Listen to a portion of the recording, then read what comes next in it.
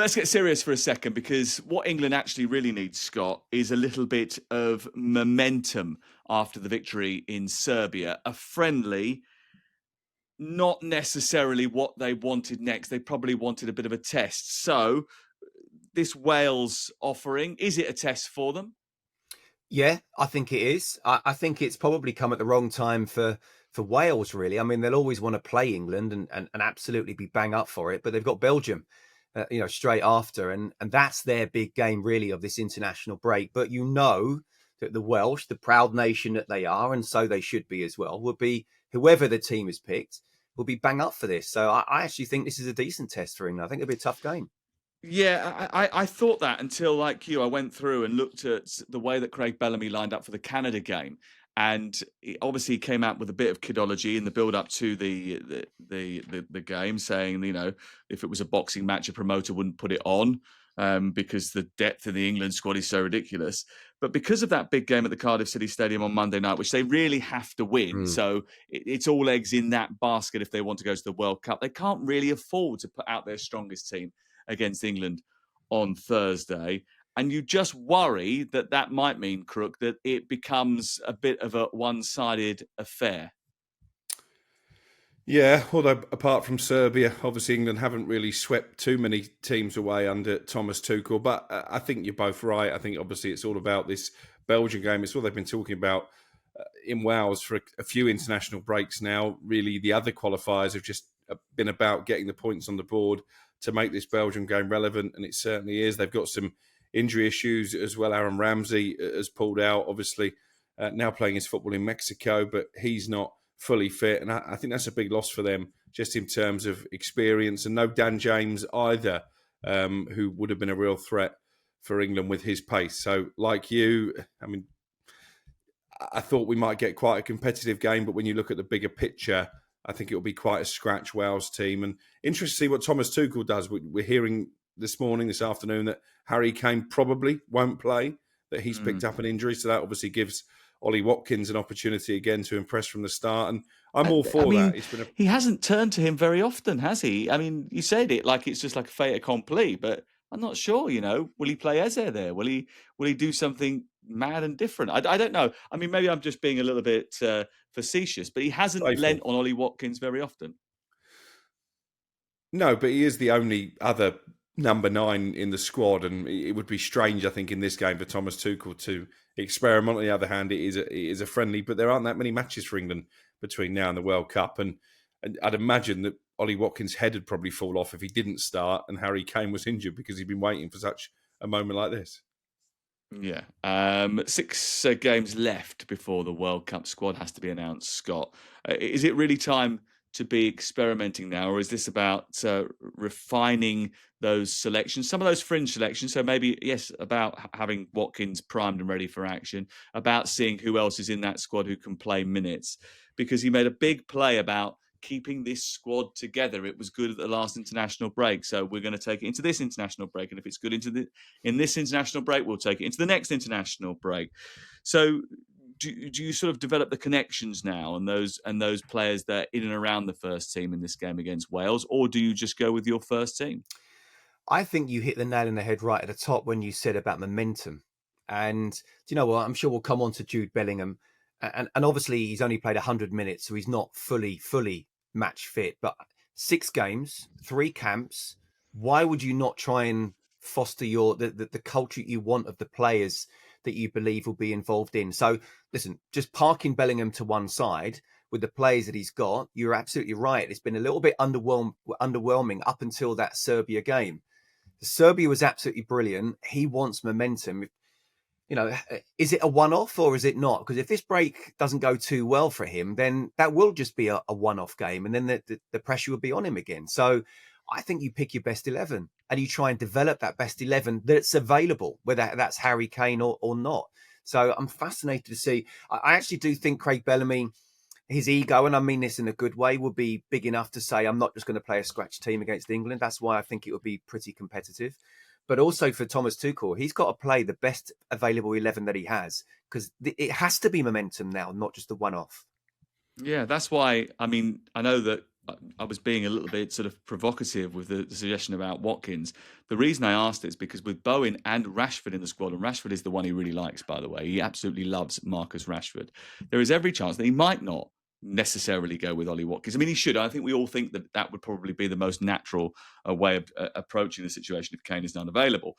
But my point is that he hasn't done that so far. You talked about Jude Bellingham and sort of putting it to one side. I don't think you can actually, No. can you? You've got to address the elephant in the room, which is the fact that we all know that he'll be probably in the World Cup squad. He'll probably be in the next squad after this international break. But ultimately, he has played enough minutes that you would think he could be part of this squad. So it is a marker that the manager has laid down. And Crook and I were pretty strong on this on Friday, that it was a bombshell announcement. And I know that Troy and Joel Ward pushed back a little bit. In fact, Joel Ward even said to me in one of the breaks, Crookie, it's not that big a deal. It's not that big a deal. I mean, did we go over the top? Is it that big a deal, or is it not really? Is he just sort of, just marking his card? I still think it's a big deal.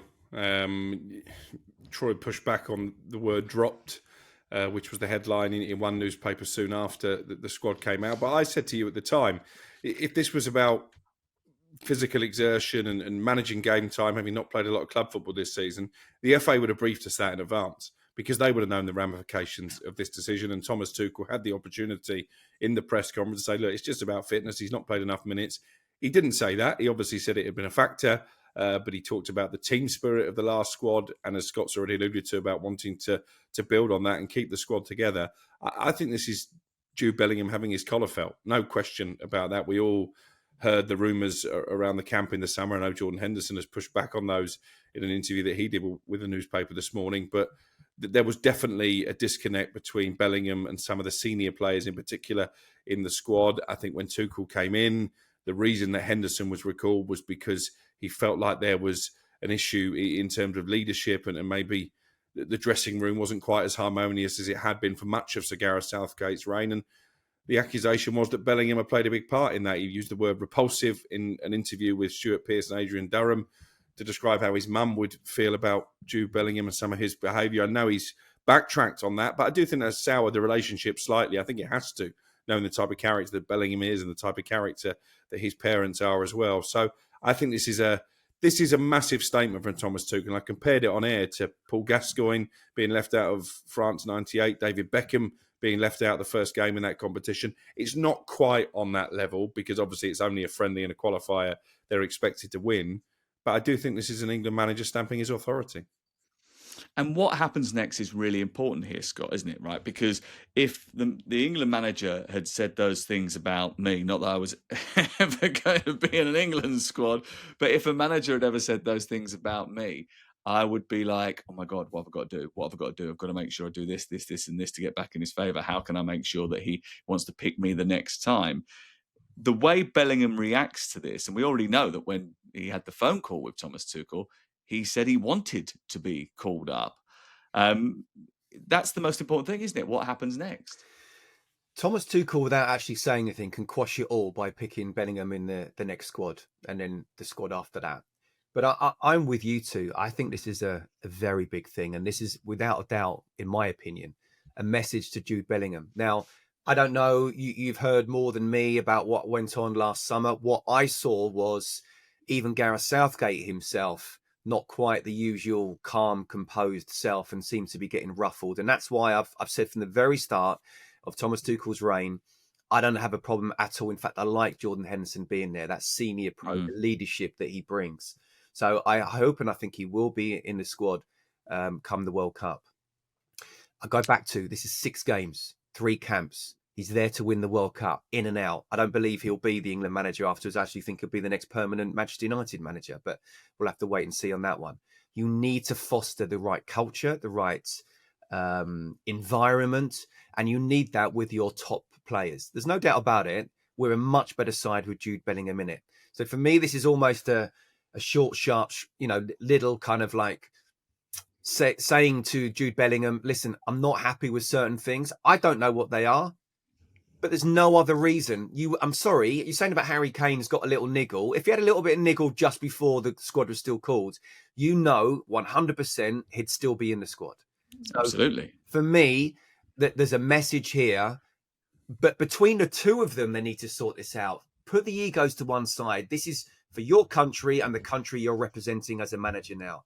You need to sort this out. And look, I think they will in the end. I think they're big boys, but there's no doubt about it that in my opinion, there is an issue here. Look, we also have to factor in that he is a superstar player who has been transferred from his boyhood club at the age of 16 to Borussia Dortmund for a huge amount of money, 23 million quid. And it was only 2 years ago that he has, at the age of 20, that he switched from German football to the biggest club side in the world in Real Madrid for over £100 million. You know, you have to be a certain type of character to be able to cope with that and deliver the way he did, especially in his first season in Madrid, where he was absolutely terrific right from the very off and playing in a different position. But he is just 22 years of age, and everything so far in his career has gone very much in one direction, which is upwards. So maybe there's a little bit of sort of man management going on here. Maybe it's a little bit like, hold on a second, let's see if we can cope without Jude here. Maybe it's a bit of, actually, no, I'll decide when you're ready to come back. I'll be the one who calls the shots here, not you. And I think maybe he's reasserting his authority a little bit, Thomas Tuchel. Either way, England are a better team when Jude Bellingham is fit, firing, and at it. And the team around him is willing and able to perform. But, you know, there's no doubt that it's a very different team now on paper to the team that got to the final of the European Championships. It just is. It looks like a different team. You mentioned Jordan Henderson included yet again. He's enjoying his renaissance at Brentford, isn't he, Crook? He's actually played really, really well. He was on as a sub in the first game, and then he's basically started every single match since then. He says that he is far more than a cheerleader, says he would have done things maybe differently regarding the Saudi move if given the chance again. And he is proving people a little bit wrong, isn't he? I think people thought that he was sort of almost like a busted flush. Yeah, I think, as you say, his performances for Brentford have been decent. There've been a couple of nice assists in there as well, with defence splitting passes, and he put himself around physically against City. I was there on Sunday. There was a particularly feisty challenge on Phil Foden that his England teammate didn't take too kindly to. So, yeah, I think at the moment you have to say he's justifying selection. I still think I'd rather not see him in the starting 11 for the big games in the States next summer, but he clearly has a big role to play in that dressing room. I do think it's a bit harsh just to brand him as a cheerleader. That was the accusation, wasn't it, from Roy Keane a couple of tournaments ago. Made a quip, I think, about him doing magic tricks in the dressing room, which is a little bit unfair. And I know you're going to say, well, actually, Roy Keane and Jordan Henderson get on very well, so that was tongue-in-cheek. But people did go with it because obviously the general public don't know about their relationship, so they did take it as a bit of a slight on Henderson. But I think he's becoming a very important lieutenant for Thomas Tuchel. Dare I say, he's almost like one of those vice captains that are so important for Europe at the Ryder Cup. Yeah, he actually said, what does he do? The quizzes. Okay, let's hear from the Manchester City defender stroke midfielder Nico O'Reilly. He's got his first call up to this international camp, and that's because of the pullout of Reece James. He's been speaking to Angelina Kelly about how he received the news. Nico, really good to speak to you. Congratulations on being in the England squad. When exactly did you find out? Firstly, thank you. And I found out last night. It's pretty late, about 11 p.m. Quick turnaround. Yeah. I got a text from Thomas. He said, am I free to call? So I gave him a call. And yeah, he let me know the good news. When you see a message like that, do you think, is that Thomas Tuchel? Hang on a minute. It must have been like such an amazing feeling. Yeah, I was a bit shocked. I had to double check. But yeah, it was an amazing feeling. Did you have time to tell any of your City teammates that are in the England camp, or did they just kind of see you here and that was it? Yeah, kind of just seen me here because they'd already got off. So yeah, I just gave my friends a message, let them know, my family. Now, I know that when you signed your contract with Man City, they played a special message from your mum, and I know you've spoken about how important your mum is, how she raised you on her own, and I've got the same thing with my mum, so I know when you have that really special bond when it's the two of you. So I imagine she had to be the first person that you called. Yeah, definitely. Was she buzzing? Yeah, she was over the moon. She was a bit speechless actually. So yeah, no, but she's buzzing. I bet. And obviously, you know, you've got a few Manchester City teammates here, a few that aren't in the camp, like Phil Foden, Rico Lewis, etc. Have you spoke to any of them? Have you had a chance to give them a quick text if they had any words of advice for you? I've not really had time yet. I spoke to John and Trough. So yeah, they helped me out a little bit. If I need anything, I know where I can go to. Do you know what? This was a really fascinating interview. I think because Angelina made it like a chat between two people from the same area who knew the same people, and it was very informal, and it worked brilliantly as a result of that. And he sort of opened up and gave her a bit more information than maybe he would give others. But why is he in the squad? What is it about him as a footballer, Scott, that everybody seems to like? I mean, we know what we like about him, but what do football managers like about him? Yeah, do you know what? I've sort of been watching him this season, and it did actually cross my mind, but I kind of ruled it out. You know, I didn't think Thomas Tuchel would bring him in because it's not about the future, it's about the here and now. But I thought he's playing in a top class side. He's playing regularly in a top class side, and he's playing really well regularly in a top class side. He's someone who's not a natural left back. And yet it does look like he's played that position for a long, long time. Now, it's one thing to be able to move into midfield, you know, sit in front of the back four and do that. He can also push on being number 10 because he's actually a natural number 10. My worry would be, although up until now, I think he's really dealt with it very well indeed, the one-on-ones defensive situations. But when I've watched him, he actually looks very comfortable. He knows how his body should be, whether to show inside, outside. I've been very, very impressed with him on a defensive way as well as an attacking way. I wouldn't want him starting for England in a World Cup game just yet, but I think he's shown already that he's good enough to be amongst the England boys for sure. And I've been very impressed with him in a City shirt. No Livramento, no James. The fullback areas are a little bit light. Jed Spence, obviously, in the squad. Miles Lewis-Skelly is in the squad. Actually, you know, none of them really are specialist left back Scots, are they? I mean, again, they do good jobs, and Lewis-Skelly certainly has done a good job, but he's not really playing week in, week out for Arsenal now. Jed Spence does play there for Tottenham Hotspur, but he didn't start their last league game. So where are we with fullbacks at the moment and England? I mean, Livramento obviously will be, I think, one of the first names. I think it'll be James and Livramento in the ideal world, but very rarely with fullbacks do we have the ideal world. Not Trent. Well, he's not been selected. I mean, even in this circumstance, he's not been selected. Yeah, I would like to see Trent in that England squad. I think obviously it's taken a bit of adjustment for him at Real Madrid, and he's got enough problems trying to deal with Danny. Is he injured? I mean, because Crook, you mentioned something about him being injured the other day, and I wondered whether that was a fitness issue, but I hadn't seen that. No, well, even just towards the World Cup, I want to see him again. We talk about sort of match-winning moments. Spoke about it last week, what Ruud Gullit said, and he's certainly capable of that. Trent, you know, producing a bit of magic where it's difficult to break down a defence. So I want to see him there. Reece James, to me, is the best fullback. Look, Miles Lewis-Skelly, I think, even though he's not a natural left back, I think he's got 100 caps in him. I really do. Do you? Yeah, I do. I think he's... What is it you like about him? He's pretty much got everything. Again, he's a more of a natural midfielder, and I still think he's got a little bit of learning to do from a defensive point of view. And it will be interesting where Gareth didn't really trust Trent defensively, whether Thomas Tuchel will trust Miles defensively on the other side. But I think he's got the lot. He's comfortable on the ball, technically very good passer, a good engine. I think he just needs to learn again that one-on-one situation, how to deal with a player, how to stay in your feet all the time. But I really do like him. I think he's a good player. Crook, anything else that you want to see from the game on Thursday night that you haven't seen under Thomas Tuchel so far, bearing in mind there's not many opportunities now to experiment ahead of naming that World Cup squad? I think just a continuation of what we saw against Serbia, because that was far and away the best performance of the Tuchel reign, that the shackles were off, that the team express themselves in a way that we haven't seen before.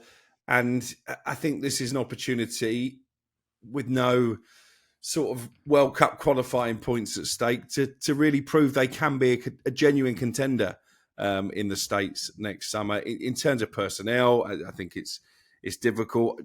I'll go back to what I was talking about. I personally would like to see Ollie Watkins given a run up front. I think if he isn't, and your theory is that maybe someone like Marcus Rashford gets the nod, I think there could be a problem down the line in terms of an understudy. Don't put words into my mouth. I used the word obviously Ollie Watkins would start, and I just said, obviously? Is it obvious? That's all I said. That's not a theory. Like I've got some sort of conspiratorial arrangement where I think somebody else will come in. I'm just saying I don't know if it is as obvious a choice as everybody thinks it might be. And I think he'll play, but I take on board what you're saying. I think I'd also like to see a performance from Morgan Rogers, because his form at club level this season has been a little bit patchy. So maybe a new environment on the international stage might help him get back to his best. Because in terms of the 11, I know you've got a theory on the squad that probably 17 names are now down. So therefore, players are playing for sort of 6 places. Are we saying we know 8 or 9 of the 11? I think if we're looking at, you mentioned the right back position, I think that number 10 role is an interesting one as well, obviously depending how Tuchel wants to utilise Bellingham. Yeah, and do you know what? The one experiment that we haven't seen yet, which I think we will see over this international break, if he's fit, that is John Stones playing in the 6. I think we'll see that for the first time, maybe against Wales. If it works, maybe against Latvia as well. And that might seem a little bit harsh on Elliot Anderson, who did a particularly good job, actually, in the last international break in both games against Andorra and Serbia. But he's desperate to get Stones in the squad, and he thinks that he could be that ball-playing midfield player. So now he's in the squad, he will make sure that there is an opportunity for us to see that at some point. Sometimes these things that are in your mind for so long, and they did it with Trent Alexander-Arnold, I think, many years ago, you crowbar them into the midfield because you think it's going to really work there. And then when they get there, it just doesn't, for whatever reason. So you have to change it back again. But I think we should see that, and I think we probably will see that over the next couple of days or so. I was just thinking about the team now. Central defence, I think, is pretty locked down, isn't it? I mean, if Stones is going to play as a midfield player, it's going to be Reece James at right back, Ezri Konsa, Mark Guéhi, John Stones as the 6 in midfield, and the left back is going to be Tino Livramento if everyone's fit. And then you're thinking about the 4 in front of that, because I'm pretty sure now it's 4-1-4-1. Then you're going to have Anthony Gordon on the left, Bukayo Saka on the right. You're going to have Jude Bellingham in one of the 10 positions and Declan Rice maybe in the other one, aren't you? And then Harry Kane up top. I mean, you've mentioned how much Thomas Tuchel likes and has faith in Marcus Rashford. I think if you're asking me who's the better player when at their absolute peak, I would go Rashford. I think he's going to get you more assists. I think he's going to get you more goals. I think he's going to terrorise more defenders. Obviously, the issue he's had over the last few years is he's not been able to produce that on a consistent basis. So I think I would go Rashford ahead of Gordon if both are at the peak of their powers. And you've got Noni on the other side, haven't you? Push Bukayo Saka. So what great changes you got, Scott? You haven't even mentioned Cole Palmer. I mean, are we saying that he's not going to start? Or Eza. Eza, look, Eza, you know what I think about Ebery Eza. I think he's an amazing player, but there's a few, listen, with the 60, 70 million England managers out there, I wouldn't have that as an 11 personally. There'd be a few changes for me. Would you not? No. I'd back 4, I'd look at Miles Lewis-Skelly. I'd definitely Reece James and the 2 centre-halves, yes. I mean, to be fair, no one really mentions Jordan Pickford. And, I mean, what a job he's done for England, by the way. He's never been moved, mate. He's never been moved. No. That kid has been slated since the minute he got the job. Yeah. And it's been given, everyone's saying, it's only a matter of time before he costs England. It's only a matter of time. He has been a model of consistency. He's been absolutely terrific. He's a great servant. He hasn't conceded a goal for England since October. He's been amazing. And in a position, as we know, at club level, where there's goalkeepers struggling to deal with the pressure that comes with certain clubs and positions, he's certainly able to handle playing for his country. Look, even though he plays as an 8, I don't see how you can't have Cole Palmer at his as long as he's fit and playing well, not in the side. Jude Bellingham as well. So I would have them as my 2 number 10s. I'd have Declan Rice holding. Now, there's a little bit of a sacrifice there for him, but you can't not have Cole Palmer in the side, in my opinion. So he's having to sort of sit back and play a 6, which we know he can. He's played it for most of his career, even though arguably he's a better 8. But you have him as a 6. You have Bellingham and Cole Palmer as the 2 10s. I agree with Crookie about Rashford, although I do like Anthony Gordon. Eze is there as well. And then on the right, there's Saka first, but Noni Madueke is right behind him. Yeah, do you know what? It does look like a good squad. There's going to be some disappointed people that don't get on that plane. That is for sure. The first assignment, though, is Thursday night. They take on Wales in a friendly. And England will qualify on Tuesday night if they beat Latvia and Serbia do not win their 2 games this time around. So Serbia are playing Albania on Saturday night. Should they not win that game, then there's an opportunity for England to win on Tuesday night and go through to the World Cup on Tuesday night in Riga.